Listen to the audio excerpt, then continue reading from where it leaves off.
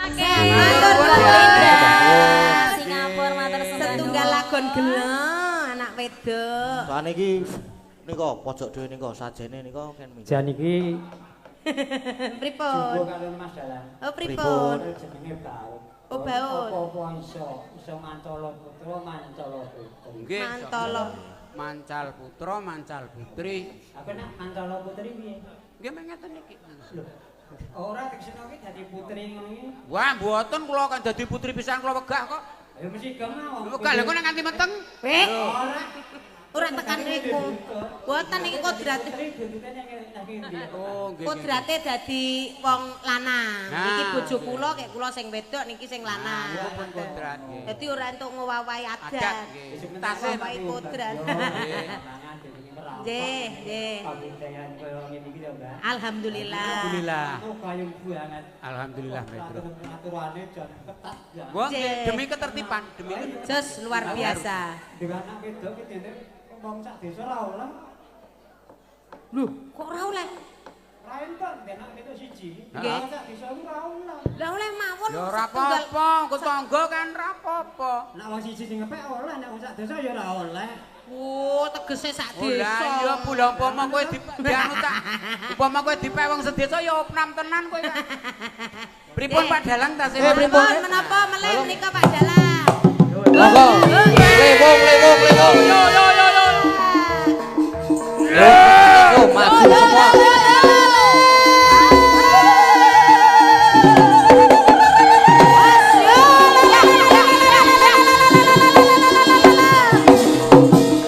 Ayo maju.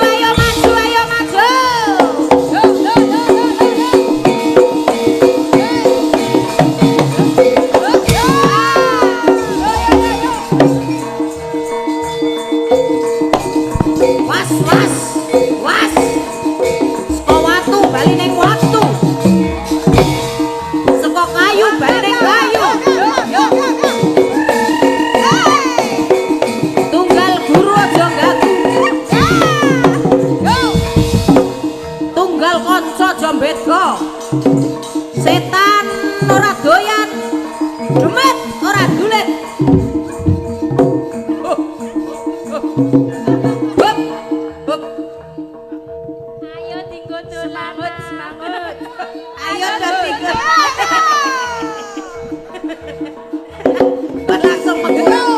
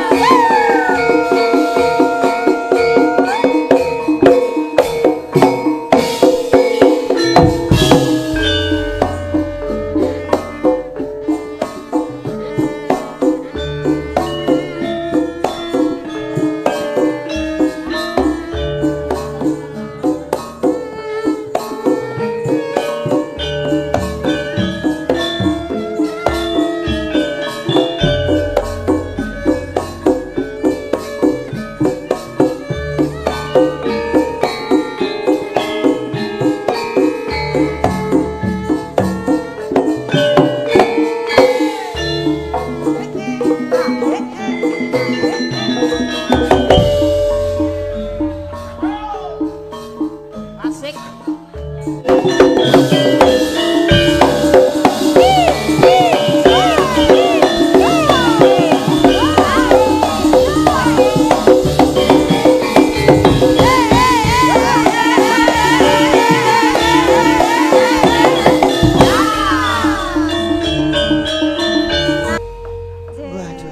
Nuwun pangapunten jadilan pun sigeg badhe kagem genduri nggih. Matur nuwun. Nggih, matur sembah nuwun. Wau ninggal katresnan. Sampun. Aduh. Mas Dalang niki pun telepindo. Nggih, Alias tele. Oh, nggih. Sedaya pun pinangkani niki wau Pak Paijo. Podangku ning kagem Mas Dalang mawon. Tinggi sangu. Matur nuwun. Wis Pak yo. Ha niki nggih mriksake niku mawon. Sinten? Ya mresake sinten? Lah tambani. Lah kok langsung sehat ki piye?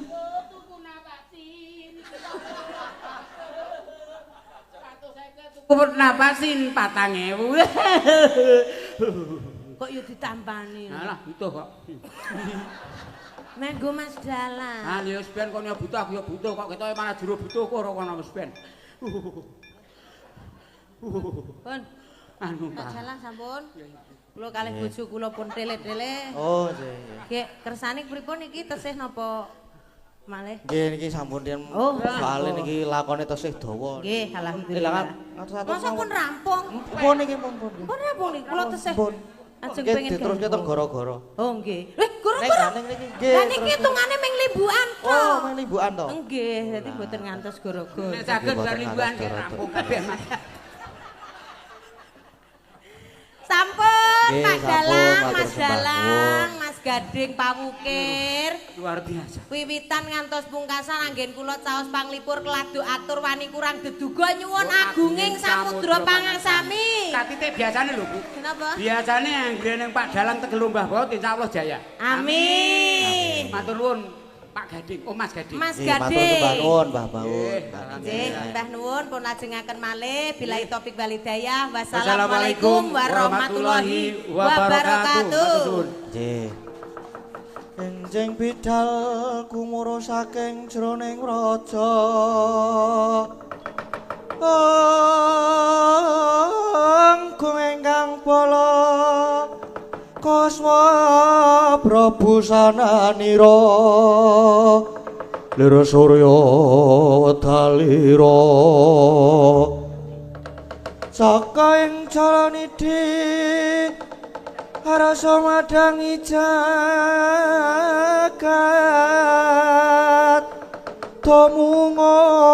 Mungo paning sapuca ing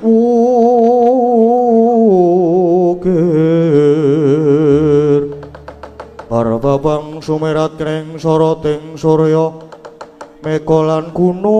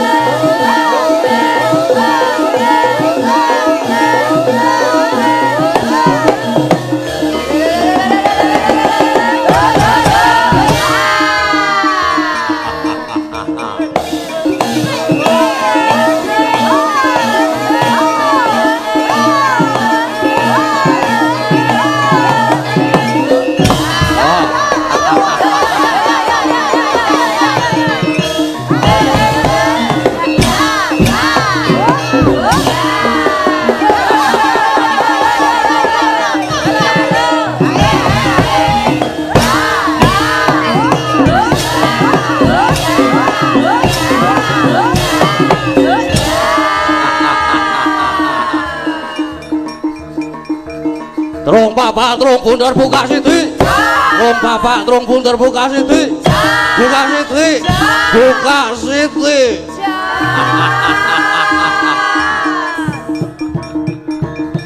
Wis kaya Mbah Bau durung. Wis kaya Mbah Bau durung aku.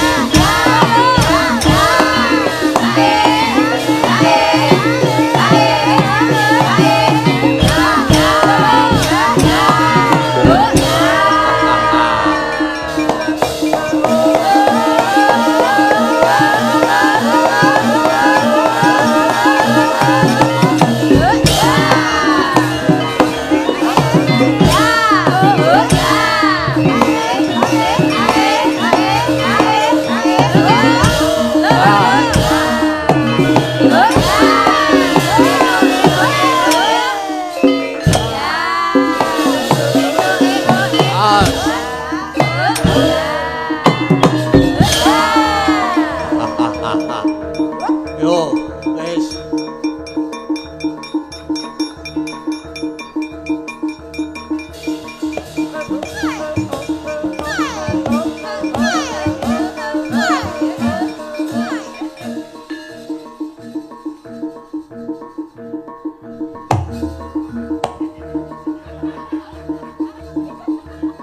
Yo.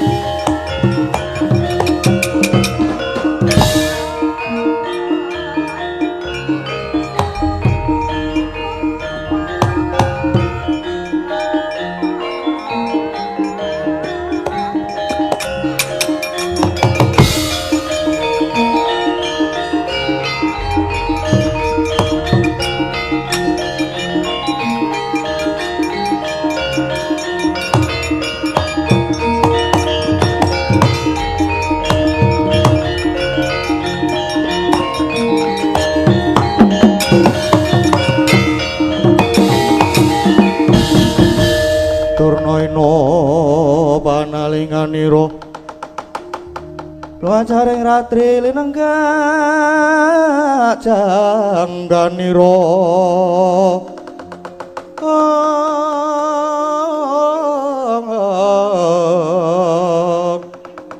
Diring sang dresta jumena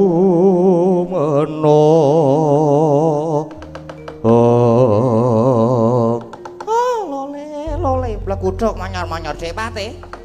Nggih, pripun Kakang Durna? Kula sampun sami budal. Lumarang wonten Mana Krendayana. Nggih, sampun.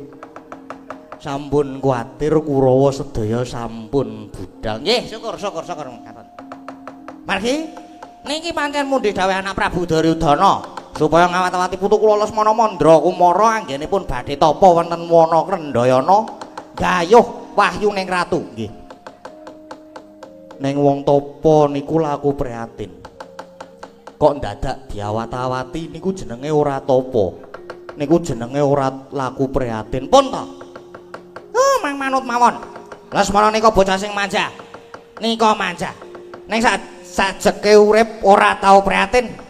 Mula kudu diawat-awati. Yen ngono, yen ora bebaya apa-apa, Kurawa supaya padha sabiyantu pun. Pun monggo. Awake dhewe ya kudu melu ngawat-awati Dek Pati. Oh nggih, nggih, nggih. Pun kula tak manut mawon monggo dipun awat-awati. Nggih, nggih Dek Pati.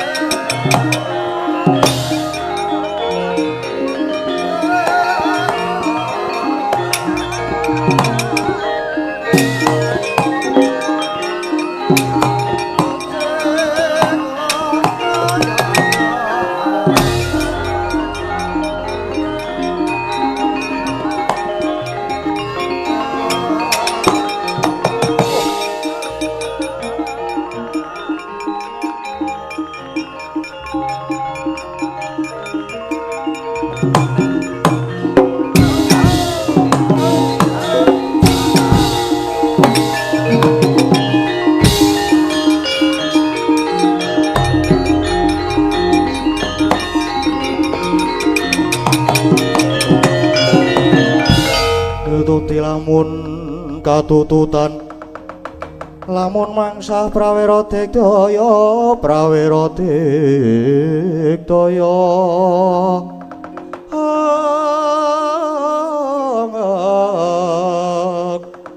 nanggono ngagawe kelol ira wang-wang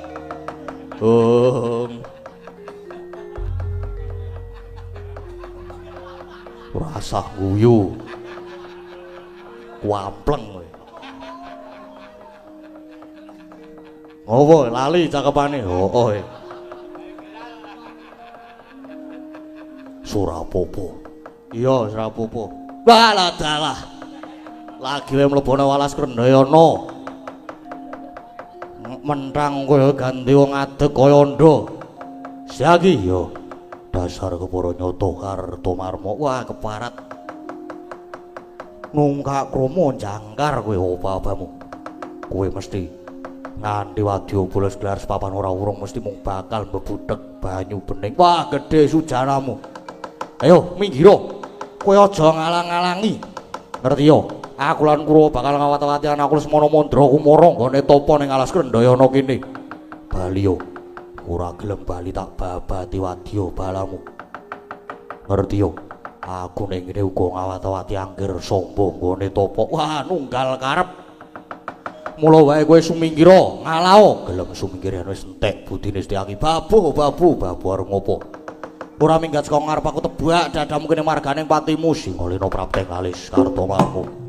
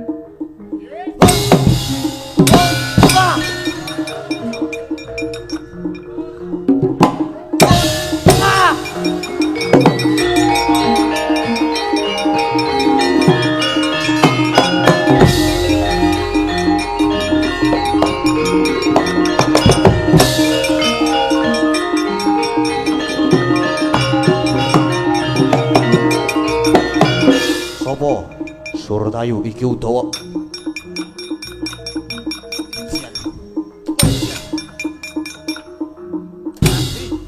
Mau biar.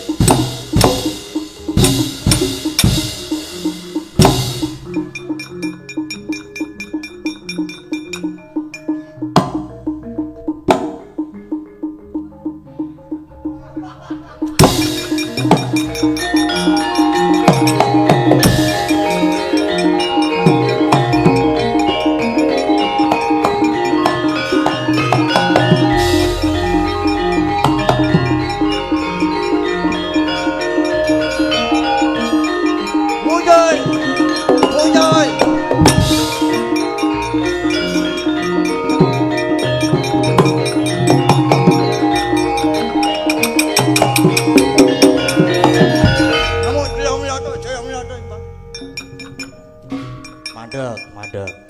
Biajikan siapa ini? Udawa ini. Udawa. Siapa lagi? Doi Magadi. Ngopo maju? Ngopo maju barang iki? Kuya. Gilan no. Itu mayu budayannya mayu gilat ya yugi mas. Gelut. Ya no. Ngantemo. Mut. Cambato. Ini tangan rumah sakit kiwa kuburan. Milio aja endi. Loro-loro tibakno nyo. Mut. Mut. Mut. Andi ora loro ki. Biajikan. Dia yang tenan gue. Ditanya gue mut. Sangu gaman. Oke, siap. Tak kepluk dasmu.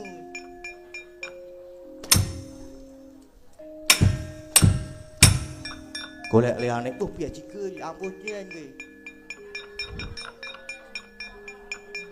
Tak bejo cengelmu gue.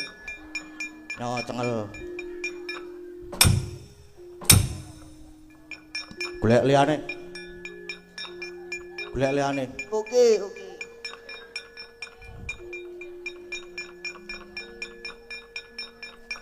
Tak percaya gue.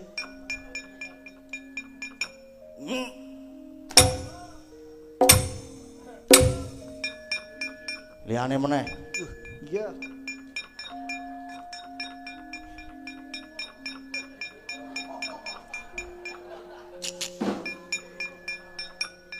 Cengolo iso ngampet iki kowe. Tembus tak jani. Tamakno. Pas gini tor dulu tembus kalo kae. Mojel kowe.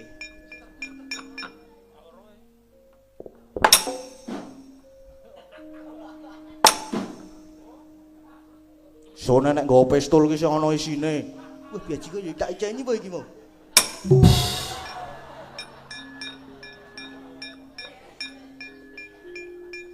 Ayo Kurawa sing durung maju. Sapa meneh? Pak Ya, oh ya cok, ora sok ngantemi kaya ngono kuwi ya. Karo maratuwane iki sing apik. ora kaya ngono kuwi.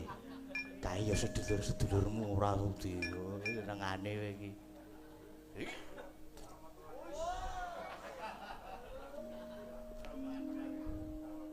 Iso endo saiki. Weh, lah iso ya. Tak rono.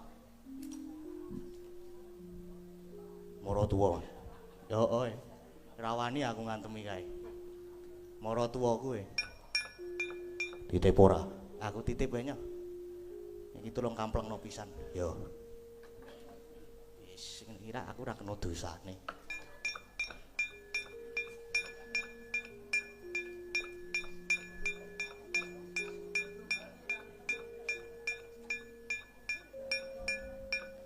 Ngapunten nggih Pak Bolot. Lah aku ki ngapae? Aku ki ngapae? Aku ki ra kleru apa-apa kok. Mundur wae. Kurawa sing durung maju sapa kon tekan kene. Wis entek kok.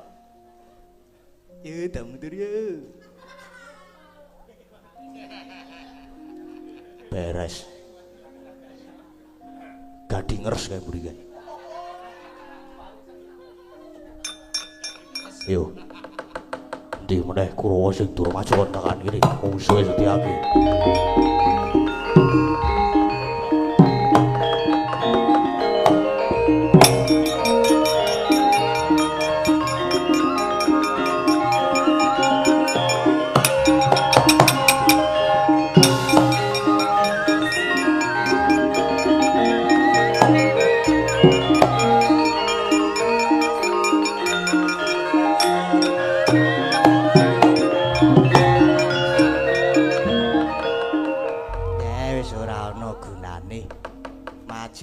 Setyaki ya kalah.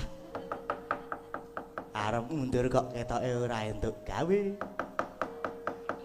Ya wis ora apa-apa monggo tak matur Kakang Durna Kurawa ayo do mundur. Do mundur kabeh kae genderane do digulungi. Do mundur monggo aku tak matur karo Kakang Durna kepiye.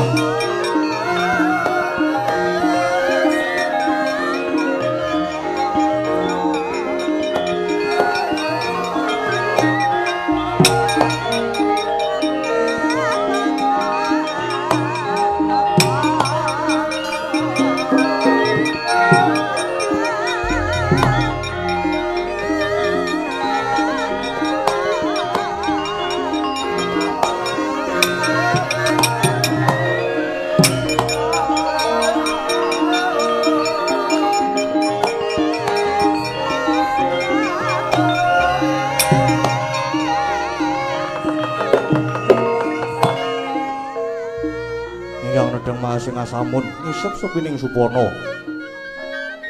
Nggih putra nata ing Astina Sadra ing Saruja binangun tekasih Raden Lesmana Mandra Kumara ya Raden Saruja Kusuma.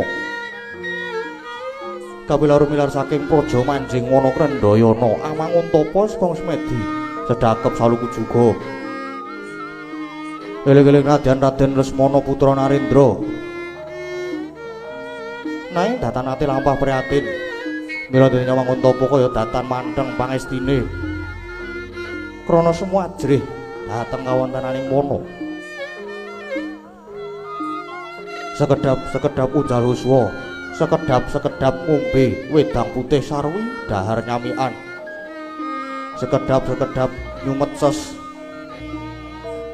Parandening mangke saged nuwuhaken pangaribawa ingkang wonten ing kayangan Dandang Mangure. Dadak sakala praptaning Sang Pandya Brari Durga dewaning panggodha pangrencana anggugah denya tapa dadya gragapan Raden Lesmana wau.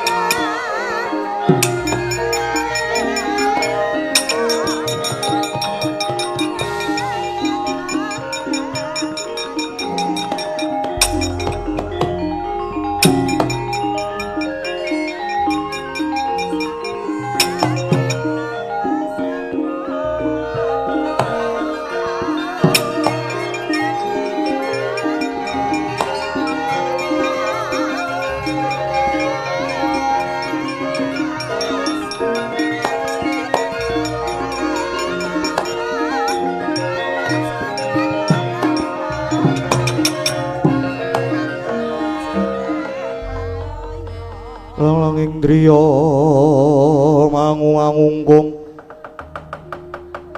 Kanduan rimang lir leno tanpa kanit yen tan tulus mangkudyahu tomo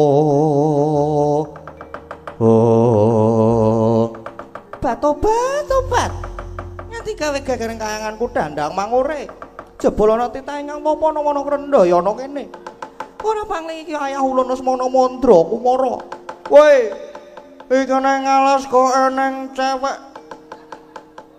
ana wong wadon nek rupane kaya bulan boten ngertos kok yen ngaten bekti kula konjuk Eyang Betari ya tak tampa Lesmana banjur ana wigati apa dene jeneng kita tapana alas kene Eyang Betari gandeng kula niki anak ratu kula sesuk bakal dijunjung gumanti ratu ing Astina nanging kula kedah tapa riyen kula kedah kadunungan wahyuning ratu mula nek sampean pancen dewa sing ampuh kula mangtulungi Eyang lah iya ya Lesmana sejatine ulun wis presa apa kang mbok gayuh kuwi aja semelang ulun bakal minangkani gayuhke wahyuning keprabon nang iki ana syarate apa sekirane kowe sagol Lesmana wonten srananipun lah srananipun menika menapa Eyang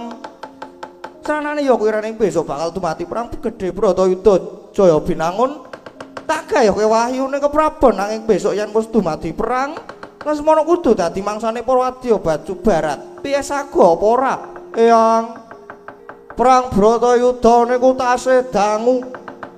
Tur ya niku nggih dereng karuan le dadi nggih pun. Waton kula iso kedunungan wahyu keprabon kula sago. Kula sago yen benjang dados mangsane para baju barat. Tobat.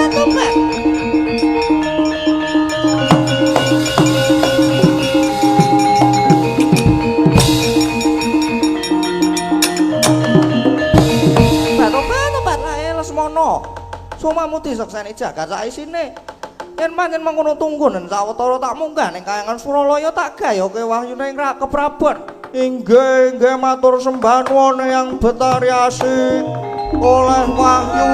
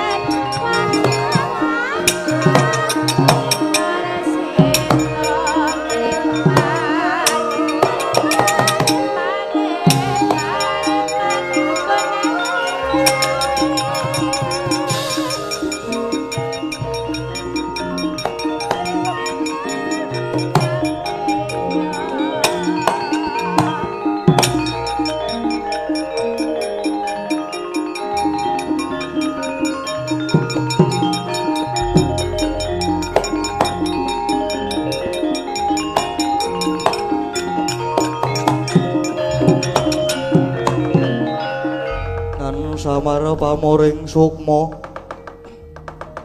sira winaya ing sepi sing wonten ing kalbu tobat nganti gawe kaget atiku jroning ulun ngembang ngantariksa setya saking kayangan Suralaya lah kok dadi aku kepethuk karo cahya biru maya-maya mongko cahyane sumunar nanging lek ora mblerang iki wujude apa pancen kita bisa tata jalma mara gage kita waleo sewu-sewu kalepatan kula diagung paksaminipun pukulun Pandya Betari Durga lho kita wis ngerti marang ulun inggih kula sampun uninga dhateng paduka pukulun Sembah pangabekti kula kunjuk. Batu-batu ya tak tampa ndadekke bombong Tias Ulun. Banjur prasaja wae. Kita kuwi sapa? Inggih. Wale-wale menapa kula menika utusanipun Pukulun Sang Hyang Jagat Girinata. Dene kula menika sejatosipun pangejawantahipun Wahyu Cakraningrat Pukulun. Batu-batu kita Wahyu Cakraningrat. Inggih. Yen menapa bener kowe wahyu ning Kanalendra utawa Wahyu Ratu? Kasinggihan mekaten. Malah kalenggan menika sampun titiwancinipun kula kedah mandhaping Marcapada badhe ngupadi panitisan kula. Batu-batu ayo iki sing tak goleki.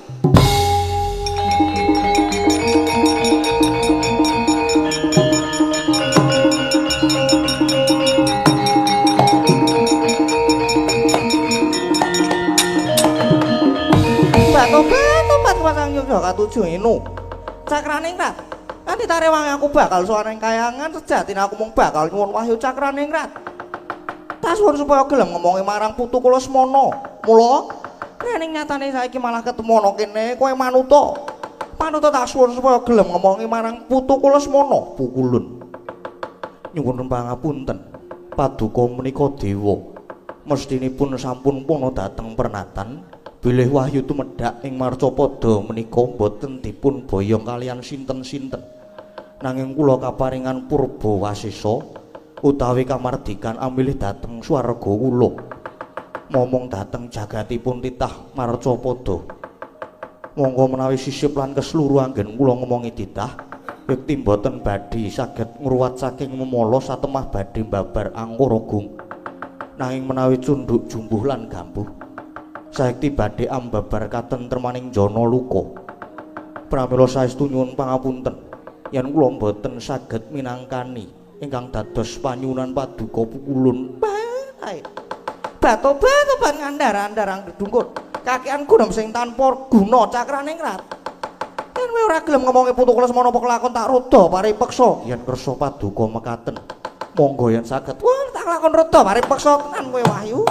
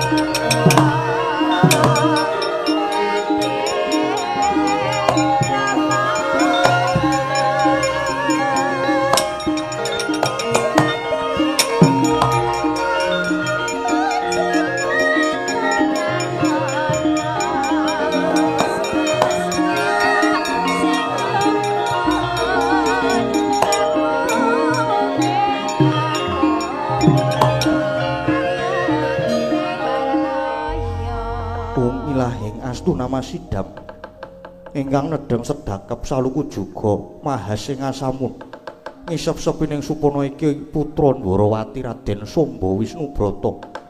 Raden, yen ulun wis padhake nggon kita semedi katon melengcup tamu muhung angesti marang apa kang kita gayuh kang mengkono kaya prayoga banget lamun ulun nedya nadi marang jeneng kita. Ulun nedya njajal ngomongi marang jagat kita, nanging lamun kita wis kadunungan marang ulun, banjur watak kita malah anggunggung diri umuk sesongaran ngegungake dupeh dadi putra Nalindra Binathara. Seneng ngendak gunaning liyan kang sarta ngendelake marang kabeh kabisan kita. Ulun bakal uwal saka jagat kita, kang mengkono bakal ulun todi. Ulun nedya mapanana jagat kita nanging eling-elingan kabeh pitungkas ulun ya ngger samba.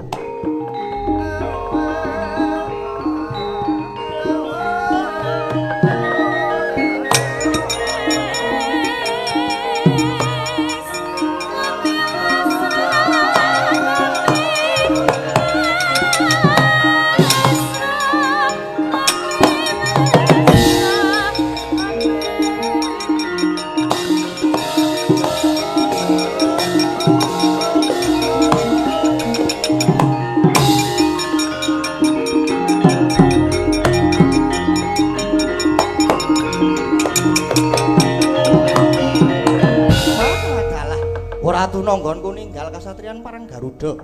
Nglakoni apa tapana kene lah kok jebul lamat-lamat krungu swara kang dumele ana ing Karna.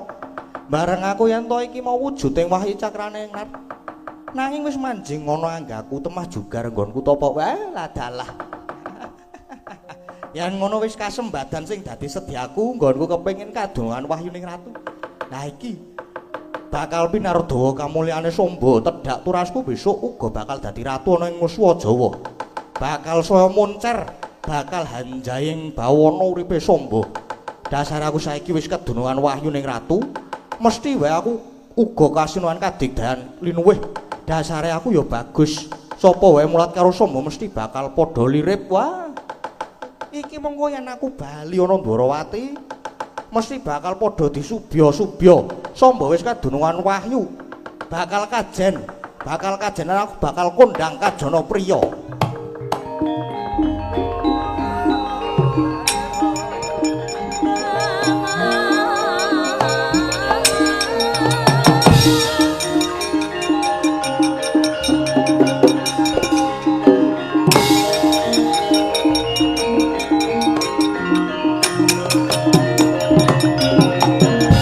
Raden Samba, ulun lagi wae manggon ana ing jagatmu, nanging Samba wis umuk sesongaran.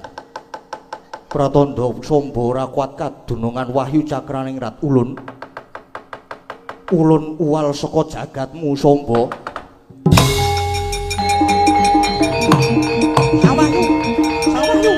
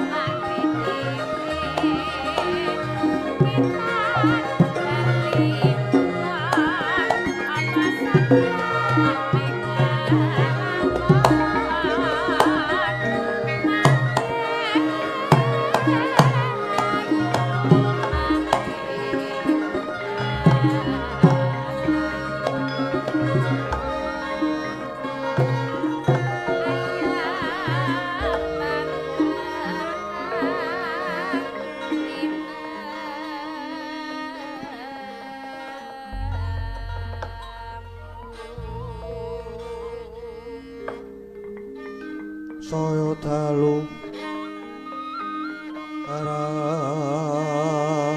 aras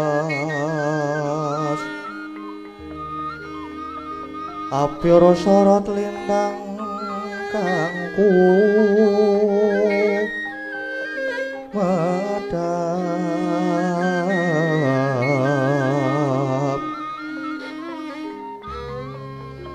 titi sonya madya ratri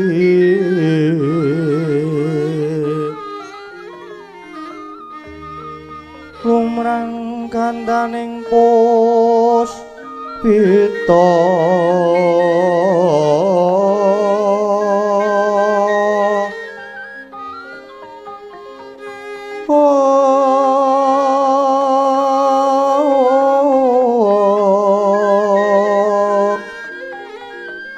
karenggewan putyanira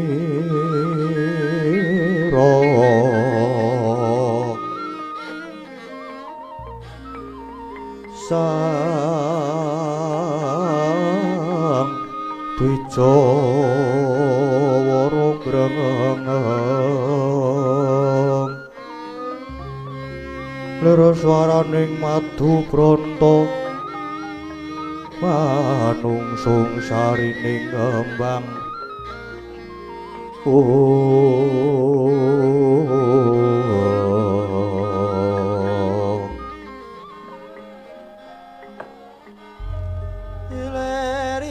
iler-iler tandure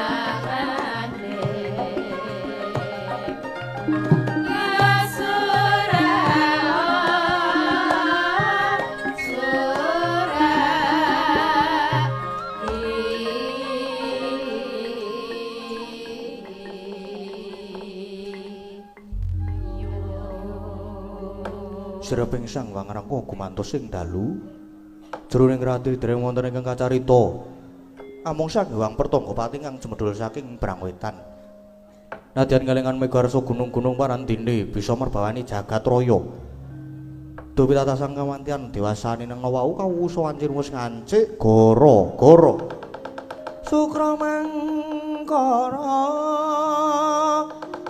tumpak menda tete kaloba sumawer cita anggara rekata Buddha Maesa Respati mintuna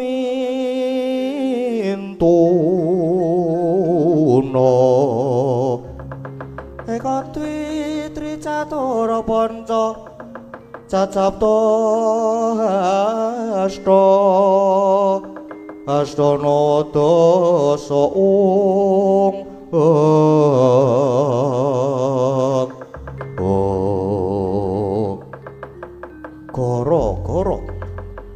Goro goreng jagating pakliran saik namung mati mijilira warpat puna kawan kelurah Semar Garing Petruk semauna kelurah Bagong ingkang sami gegojekan madyaning ora rombo alon arire